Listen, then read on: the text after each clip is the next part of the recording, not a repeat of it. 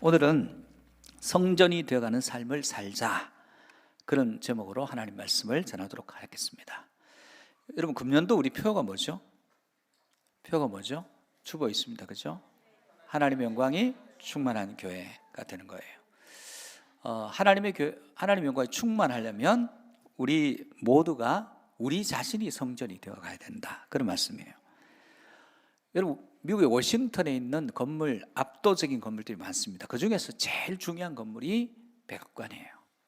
이 백악관은 그렇게 크지 않습니다. 우리 청와대보다 크지 않아요. 규모로 보면 보잘것없습니다. 그런데 세계 최고의 권력자가 저기 있기 때문에 저 건물이 중요한 건물이에요. 여러분, 지난번 에이펙 때 트럼프 대통령이 한국을 방문했을 때 미군 기지에 큰 수송기가 서너 대 내렸어요. 거기에는 트럼프 대통령의 달 마리론 헬기인가요? 이름 뭔지 모르겠습니다. 헬기 2대 큰 거, 그리고 승용차 여러 대, 그리고 장갑차, 그리고 통신과 관련된 어마어마한 장비들이 내려졌어요. 이유는 딱 한 사람을 지키기 위해서 그렇다는 거예요. 그 사람이 움직이는 동선, 그 사람이 머무는 공간이 중요합니다. 왜? 세계 최고의 권력자이기 때문에 그렇습니다. 오늘 본문은 성전에 대한 이야기예요. 인간이 머무는 공간도 그렇게 중요하다면 하나님 이름을 두시는 성전은 얼마나 중요하겠냐는 거예요. 우주 만물을 지으신 하나님이 거하는 성전은 이거는 비교할 수 없는 거예요. 근데 오늘 본문은 보이는 건물로서의 성전보다 움직이는 성전, 우리 자신이 성전임을 밝혀주고 있습니다. 내가 성전이라니 도대체 무슨 말이냐? 오늘 본문을 다시 한번 봅시다. 본문 16절 17절입니다. 너희가 하나님의 성전인 것과 하나님의 성령이 너희 안에 계시는 것을 알지 못하느냐? 누구든지 하나님의 성전을 더럽히면 하나님이 그 사람을 멸하시리라. 하나님의 성전은 거룩하니 너희도 그러하니라. 우리가 성전이래요. 성령이 우리 안에 계신대요. 그래서 우리가 다니면 성전이 다니는 거예요. 예루살렘에는 솔로몬이 지은 성전이 있었고, 나중에 파괴되어서 스룹바벨이 지은 성전이 있었어요. 만든 성전, 포로 돌아와서. 그리고 그 스룹바벨 성전이 그렇게 화려하지 않습니다. 그래서 에돔 출신인 헤롯이 든 헤롯 대성전이 있어요. 그러면 다윗이 짓고 싶었던 예루살렘 성전을 솔로몬이 짓게 되는데 얼마의 기간이 걸리느냐? 무려 7년 동안 레바논의 백향목을 베서 운송하기 위해서 3만 명을 동원해요. 10,000명은 국내, 10,000명은 이동 중, 10,000명은 거기서 벌목하고. 그만 있느냐? 돌 뜨는 자, 짐꾼들 해가지고 8만 명, 7만 명. 그리고 그것을 감독하는 사람만 3,300명. 무려 7년의 기간 동안 18만 3,300명이 동원돼서 국책 사업이에요. 국가의 중요 사업, 모든 힘을 다해서 성전을 짓는 겁니다. 그러면 그 성전이 봉헌될 때 하나님이 계신다고 생각하고 그 성전을 지었으니까 봉헌식 때 어떤 일이 일어났을까요? 그런데 가장 웅장한 건물을 짓고 솔로몬은 하나님이 거기 계실 수 없다는 것을 고백합니다. 열왕기상 8장 27절입니다. 같이 봅시다. 시작. 하나님이 참으로 땅에 거하시리까 하늘과 하늘이라도 주를 용납하지 못하겠거든 하물며 내가 건축한 이 성전이오리까. 하나님이 기거할 수도 없고 하나님이 사실 수도 없는 그 성전을 7년 동안 18만 3,300명을 동원해가지고 그걸 짓는다면 왜 짓느냐는 거예요. 그런데 하나님이 우주를 창조하신 분이기 때문에 우주도 아니고 지구도 아니고 유대 땅의 예루살렘 성전인 그 곳은 작은 곳이에요. 왕궁보다 크지 않습니다. 왜 그럼 성전을 지었느냐? 거기에 거하실 수도 없는데 그 이유를 성전 봉헌식 기도에서 이렇게 밝혀주고 있습니다. 열왕기상 8장 28절에서 30절입니다. 같이 보시겠습니다. 그러나 내 하나님 여호와여 주의 종의 기도와 간구를 돌아보시며 이 종이 오늘 주 앞에서 부르짖음과 비는 기도를 들으시옵소서.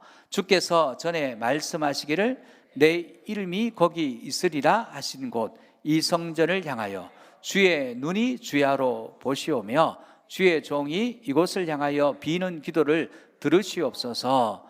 주의 종과 주의 백성 이스라엘이 이곳을 향하여 기도할 때 주는 그 간구함을 들으시되 주께서 계신 곳 하늘에서 들으시고 사하여 주옵소서.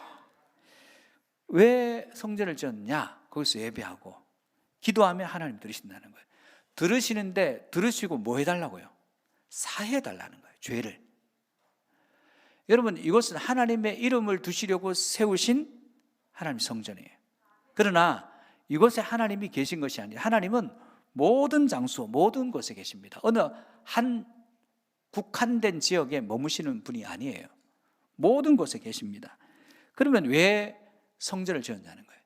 하나님의 이름으로 일컬어지는 그 성전을 향해서 기도할 때 들으시고 응답해 주시고, 우리의 죄가, 성전하면 제일 생각나는 게 우리 죄예요.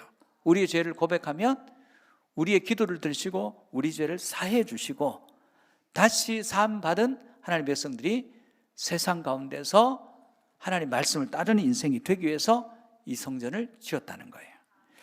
그리고 거기 모인 백성들이 이렇게 얘기합니다. 이사야 열왕기상 8장 61절입니다. 같이 봅시다. 그런즉 너희의 마음을 우리 하나님 여호와께 온전히 바쳐 완전하게 하여 오늘과 같이 그의 법도를 행하며 그의 계명을 지킬. 자, 그래서 사해 주시면 우리의 마음을 하나님께 드리고, 하나님께 드리니까 우리 마음은 아니잖아요. 그리고 하나님의 계명과 법도를 성전 바깥에서 지키라는 거예요. 그러기 위해서 성전을 지었다는 것입니다. 그 거룩한 성전으로 인해서 매일의 삶이 거룩해지는 거예요. 성전은 하나님께 더 집중하는 장소예요. 이곳은 하나님이 여기 계시는 게 아니라 여기에서 기도할 때 하나님이 우리 기도를 들으시고 우리가 하나님께 더 집중하고, 우리가 여기서 기도할 때 하나님 들으시고 우리 죄를 사해 주시고, 우리가 결단하고 이제 하나님 뜻대로 살겠습니다 결단하는 장소라, 그런 의미입니다. 그렇다면 오늘 본문이 우리에게 주는 교훈은 뭐냐? 첫 번째는 성전을 성전되게 하는 것은 인간의 중심이라는 거예요. 성전을 지었어요. 근데 하나님은 그 성전 안에 계셔. 그리고 세상 가운데 삶은 하나도 안 바뀌었어요. 그랬더니 하나님께서 그 성전을 짓거나 솔로몬 성전을 짓고 400년 지난 이후에 에레미야를 보내서 이렇게 말씀하셨어요. 에레미야 7장 4절입니다. 같이 보시겠습니다. 너희는 이것이 여호와의 성전이라 여호와의 성전이라 여호와의 성전이라 하는 거짓말을 믿지 말라. 여러분, 3번이나 얘기했습니다. 이거 성전 확실하다, 하나님이 사시는 것 맞다. 근데 그 거짓말이라는 거예요. 충격적이죠. 이스라엘 백성들이 하나님이 거기 계시다. 그래서 성전을 들을 때는 두려운 마음으로 와요. 하나님이 거기 계시니까. 근데 성전을 나가면 하나님이 여기 계시고 성전 바깥에는 안 계시니까 성전 안의 삶과 성전 바깥의 삶이 일치를 이루지 않더라는 거예요. 따로 놀더라는 거예요. 그런 삶을 살아가다 보니까 하나님께서 에레미야를 보내서 그 성전 아니야, 예배 아무리 드려도 그 성전 아니야, 나 거기 없어, 안 들어, 그런 말씀이에요. 하나님의 말씀을 듣지 않고 그 말씀대로 살지 않는 예배, 기도, 의미 없다는 거예요. 예수님이 오셨을 때 에레미야 시대로부터 600년 지난 예수님 당시에는 그럼 좀 달랐었을까요? 포로로 잡혀갔죠. 예루살렘 성전은 무너졌죠. 수르바벨이 돌아와서 성전을 재건했지만 옛날 같지 않죠. 그런데 에돔 출신의 헤롯이 유대인의 마음을 사기 위해서 엄청난 성전을 건축했어요. 그게 헤롯 대성전입니다. 그때 주님이 오셨어요. 그러면 그때는 이전과 달라져 있었을까요? 마가복음 13장 1절에서 2절 말씀입니다. 같이 보겠습니다. 예수께서 성전에서 나가실 때 제자 중 하나가 이르되 선생님이여 보소서, 이 돌들이 어떠하며 이 건물들이 어떠하니까? 예수께서 이르시되 내가 이 큰 건물들을 보느냐? 돌 하나도 돌 위에 남지 않고 다 무너뜨려지리라 하시니라. 자, 헤롯 대성전은 대단한 돌로 만든 어마어마한 성전이었어요. 그런데 주님이 보시기에 그 성전은 의미가 없는 거예요. 성전이라고도 얘기하지 않습니다. 이 큰 건축물이라고 얘기하는 겁니다. 성전이라 일컬어진 그곳에 있는 사람들이 정말 자기 죄를 자복하고 하나님께 집중함으로 예배하고 하나님 말씀을 받고 그 말씀을 세상 속에서 자기 마음을 하나님께 드리고 그걸 실천하지 않는 자들의 건물은 결코 성전일 수 없다는 거예요. 그래서 그런 성전이라면 돌 하나도 돌 위에 놓을 필요가 없다는 거예요. 다 무너뜨려지는 게 마땅하다는 거예요. 그래서 예수님은 성전을 강도의 굴려로 만든 장사하는, 공식적으로 대제사장의 허락을 받고 장사하는 장사꾼들을 몰아냈어요. 성전을 정하십니다. 바리새인과 서기관들은 그 당시로는 최고의 권사님, 최고의 집사님, 최고의 장로님들이에요. 존경받을 만한 장로님들, 존경받을 만한 안수집사님, 권사님들이에요. 그런데 그들도 생각은 하나님은 성전에 계셔. 성전 바깥의 삶과 성전 안의 삶이 달랐어요. 전혀 불편함이 없었어요. 그때 요한복음 2장 19절에 그들은 예수님을 향해서 누구 허락받고 이런 일을 했냐 따집니다. 19절부터 22절입니다. 같이 보시겠습니다. 예수께서 대답하여 이르시되 너희가 이 성전을 헐라 내가 사흘 동안에 일으키리라. 유대인들이 이르되 이 성전을 46년 동안에 지었거늘 내가 3일 동안에 일으키겠나 하더라. 그러나 예수는 성전된 자기 육체를 가리켜 말씀하신 것이라. 죽은 자 가운데서 살아나신 후에야 제자들이 이 말씀하신 것을 기억하고 성경과 예수께서 하신 말씀을 믿었더라. 여러분, 예수님께서 이 땅에 오셔서 예수님을 통해서 죄사면을 받죠. 예수님을 통해서 하나님께로 나가죠. 우리는 예수 그리스도의 보혈의 능력이 없으면 온전한 성전된 삶을 못 살아요. 예수님께서 보내신 성령님이 아니고서는 육체의 소욕이 우리를 지배하려고 합니다. 성령을 따라 사는 삶이 불가능해요. 그러므로 우리는 우리의 마음의 중심을 드리고, 그리고 성령님께서 우리 안에 계셔서 내 마음은 주님께 드려짐이 되고 주님의 마음으로 주님 주신 말씀을 예스, 아멘하고 순종하고 그 말씀을 예배당 안에서뿐만 아니라 예배당 밖에서도 실천할 때 중심을 드리는 사람, 그 사람 하나님 기뻐하신다는 거예요. 여러분의 중심을 주님께 드리는 거룩한 하나님 백성들 되시길 바랍니다. 믿음은 공간의 문제가 아니라 중심의 문제입니다. 두 번째, 성도는 그 자신이 거룩한 성전이 되어야 한다는 거예요. 바울은 이 사실을 사람이, 건물이 성전이 아니라 사람이 성전이 되어야 되는 사실을 너무나 잘 알기 때문에 오늘 본문에 이렇게 고백해 놓았습니다. 본문을 다시 한번 보실까요? 보시겠습니다. 너희는 너희가 하나님의 성전인 것과 하나님의 성령이 너희 안에 계시는 것을 알지 못하느냐? 누구든지 하나님의 성전을 더럽히면 하나님이 그 사람을 멸하시리라. 하나님의 성전은 거룩하니 너희도 그러하니라. 우리가 하나님의 성전이에요. 우리가 우리 자신을 거룩하게 가져가지 않으면 멸하시겠다는 거예요. 그러므로 우리 자신이 성전이 되어야 되나요? 성전을 바깥에 두고 있는 것이 아니라 우리 자신이 성전이 된다고 말씀하고 있습니다. 바울은 철저히 율법을 지켜요. 그리고 성전에 가서는 거룩해요. 성전에 하나님이 계시기 때문에 그곳에서 최선을 다해 살고 율법을 지키고 율법을 철저하게 신봉하는 인생이에요. 그래서 예수 믿는 사람들을 잡아서 죽이는 일에 전혀 양심의 가책이 없어요. 물론 성전 안과 성전 밖의 삶이 달랐기 때문에 하나님 말씀을 귀담아 듣고 그 말씀을 품었다면 사람을 죽이는 일이 앞장서지 않았을 텐데, 스데반을 죽이는데 옷을 지키고 찬성표를 던지고 그곳에서 우리 친구들 잘한다 미소 짓고 있었을 것입니다. 그런데 다메섹에서 부활하신 주님을 만났어요. 그분의 영이 임했어요. 다메섹 이전과 다메섹 이후의 삶이 완전히 그는 달라질 수밖에 없었습니다. 그는 이전의 삶은 신앙을 연기하는 거예요. 신앙을 연기하는 거예요. 우리가 교회 안에서만 그렇고 교회 바깥의 삶이 교회 안과 일치를 이루지 못할 때 우리는 신앙을 연기하는 거예요. 세상이 혐오하는 것은 연기를 싫어합니다. 여러분 보십시오. 외식은 연기자의 연기입니다. 우리가 드라마나 깊이 몰입할 때 보면 악역을 하는 사람들이 있어요. 탤런트 중에 악역 전문 배우들이 있습니다. 왜냐하면 인상이 그래서 아니면 너무 잘해서 그런지 모르지만 악역만 해요.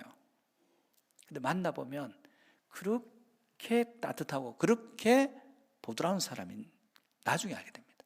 근데 악역할 때 보면 정말 그런 사람처럼 보여요. 깊이 몰입하다 보면 길 가다 그 사람 만나면 바로 머리채 잡습니다. 이 나쁜 놈아, 그렇게 살지 마라. 우리 주인공 괴롭히지 마라. 그러면서 머리채 잡아요. 왜요? 연기인데. 그 사람이 연기와 그 사람이 같은 사람은 아니에요. 여러분, 신앙을 연기하면 신앙이 그 사람이 아니에요. 하나님이 가장 경멸하는 인생은 신앙을 연기하는 사람이에요. 그 대표적인 사람이 바리새인과 서기관들. 그들을 향해서 독사의 자식이라 말씀하세요. 사랑하는 성도 여러분, 기독교가 313년에 밀라노 칙령으로 공인되고 난 뒤에, 콘스탄틴 대제에 의해서 공인되고 난 뒤에 이제 박해가 없어요.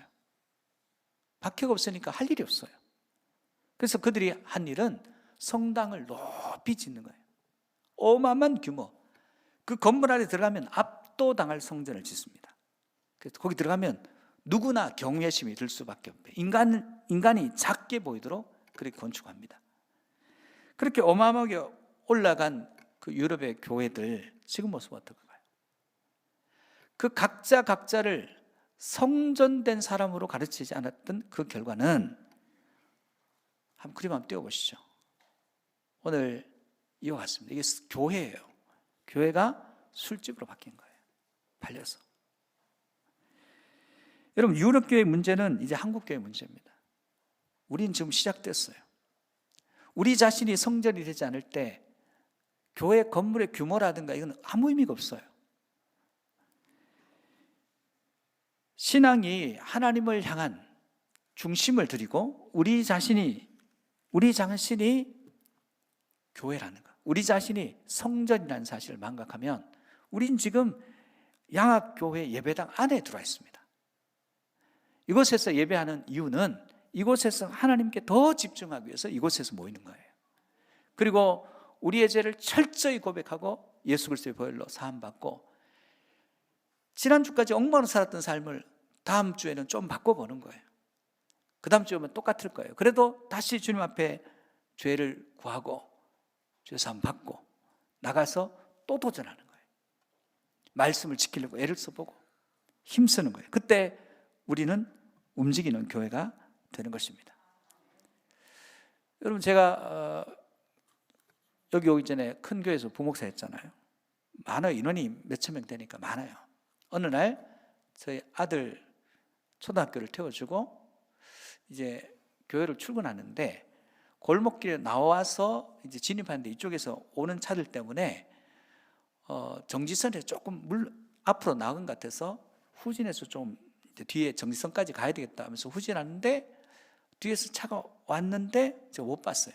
그래서 뒷차 범퍼를 박았어요. 내렸습니다. 문을 열고 내려보니까 범퍼가 좀 찌그러졌어요. 당연히 보상해 줘야 될 상황이라서 보았더니 운전자가 여자분이에요. 그래서 제가 실수를 했습니다. 이게 보험 처리해서 배상하겠습니다 했더니 괜찮대요. 내려보시라고 여기 지금 찌그러졌다고 그랬더니 아니 괜찮으니까 그냥 가시래요. 이게 뭐지? 왜 나보고 가라 그러지? 이거 배상해 줘야 되는데 근데 굳이 가래요. 그래서 제가 덧붙이기로 혹시 마음이 바뀌면 연락하시라고 적어 주려고 그랬어요. 번호를. 괜찮대요. 그냥 가래요. 왔습니다. 찜찜한 거예요. 한 주 내내. 왜? 고쳐야 될 텐데 그 다음 주에 교회 마당에서 그분을 딱 만났어요. 우리 교회 교인인 거예요. 근데 워낙 많기 때문에 누가 누군지를 몰라요. 그분은 저를 아는데 저는 그분을 몰라요. 여러분, 그렇게 교인이 많으면 온 동네가 지뢰밭이에요. 우리 표현으로 지뢰밭이라 그래요. 어디서 교인들이 나를 지켜보고 있을지 몰라요. 그래서 조심조심 하는 거예요. 신호도 지키고 언행도 조심하고. 이게 성전으로 되어가는 삶이 이런 모습이에요. 여러분, 하나님이 안 계신 곳이 있어요? 하나님이 나를 보지 못하는 공간이 있어요? 우리가 성전인데 내 안에도 계시고, 내가 한 걸음 뗄 때 그곳에 하나님이 계신 거예요. 어느 곳에나 계신 거예요. 장점은 내가 아플 때도 고통할 때도 내 신음을 들으시고 내 상황을 아신다는 거, 위로가 되죠. 반대로 내가 죄 지을 때 내 죄를 다 보시는 거예요. 못 숨겨요. 성전은 뭐냐면 거룩한 곳이에요. 거룩은 우리 힘으로 안 돼요. 예수님의 보혈로만 가능해요. 그 보혈의 능력을 덧입어서 그분이 주신 거룩으로 나가서 거룩하지도 않는 내가 거룩한 삶을 흉내내면서 사는데, 그것도 귀하게 보시는 거예요. 사랑하는 성도 여러분, 여러분 자신이 성전이라는 사실을 기억하고 모든 곳에, 모든 장소, 모든 곳에 무소부지하신 하나님이 계심을 기억하는 성전된 삶을 사시기를 축복합니다. 세 번째, 성도는 모두가 성전이 되는 삶이라는 거예요. 되는 삶을 살아야 된다는 거예요. 우리 자신이 성전이 되는 삶을 살아야 됩니다. 여러분, 왜 성도의 감사는 그렇게 빈약할까요? 왜 성도의 삶의 감사는 그렇게 빈약하고 왜 불평은 그렇게 풍성할까요? 감사는 작고 불평은 무궁무진하고. 테니스 선수 중에 60, 70년대를 명성을 날렸던 아스 애쉬라는 테니스 선수가 있습니다. 이분이에요. 흑인입니다. 기독교 가정에 태어났어요. 근데 기독교인 테니스 선수를 만났습니다. 이 사람 영향으로 정말 입지전적 인물이 돼요. 그가 죽고 회고록에 이런 글을 썼습니다. 은총의 나날들. 은총의 나날들은 회고록을 썼어요. 거기에 이런 얘기가 나와요. 이 사람이 4대 메이저 대회가 있습니다. US 오픈, 프랑스 오픈, 호주 오픈, 영국의 윈블던. 이게 최고 권위의 대회입니다. 이 4개 메이저 대회 중에 3군데, 특별히 윈블던 포함해서 3군데에서 우승한 그런 인물이에요. 그런데 어느 날 심장마비가 왔어요. 그래서 수술을 해야 되는데 수술장에서 2번에 걸쳐 수술합니다. 수혈을 했는데 하필이면 에이즈에 감염된 피를 수혈받아서 심장마비로 이제 심장 때문에 죽는 게 아니라 에이즈 때문에 죽어가요. 자, 이럴 수 있습니까? 수술하고 살려고 갔는데 수혈 때문에 죽게 생겼어요. 이거 받아들일 수 있겠어요? 근데 기사를 보니까 아세 씨가 하나님의 뜻으로 받아들인다, 이런 기사를 보고 전 세계의 팬들이 편지를 쓰기 시작합니다. 위로의 편지, 여러 가지 편지 중에 그 중에 한 편이 이렇게 질문해요. 왜 하나님께서, 왜 하필이면 당신에게 이런 병을 허락하셨느냐, 이런 병을 줄 수가 있느냐 따지는 그런 편지였습니다. 그때 아세 씨가 자신이 믿는 하나님 이렇게 고백해요. 전 세계 5천만 명의 테니스를 친다는 거예요, 어린아이들이. 그 중에 500만 명이 정식으로 배우고 50만 명이 선수가 된다는 거예요. 그리고 5만 명이 리그전에 진출하고 단 5천 명이 그랜드슬램 대회에 참가하고 그 중에 50명이 윈블던에 간다는 거예요. 그 중에 4명이 준결승에 가고 그 중에 2명이 결승전에 가서 둘 중에 1명이 우승한다는 거예요. 그 끝에 이래요. 그 결승전에서 상대 선수가 아닌 내가 우승했을 때 난 하나님께 이렇게 따지지 않았다는 거예요. 하나님, 왜 제가 우승해야 돼요? 왜 저 선수가 아니고 제가 우승해야 돼요? 이거 말이 돼요? 이렇게 따지지 않았다는 거예요. 감사했다는 거예요. 그래서 지금 나에게 이해 못할 일이 나한테 발생했는데 이거 받아들이겠다는 거예요. 내게 좋은 일이 났을 때 하나님 감사로 받았다면 내가 이해할 수도 없고 납득될 수 없고 공감될 수 없는 일을 내가 지금 당하고 있는데 이것도 하나님 뜻으로 내가 겸허하게 받아들였다는 그 신앙 고백을 고백했습니다. 여러분 어떻습니까? 여러분이 좋은 일이 생겼어요. 하나님 감사합니다. 감사는 빈약해요.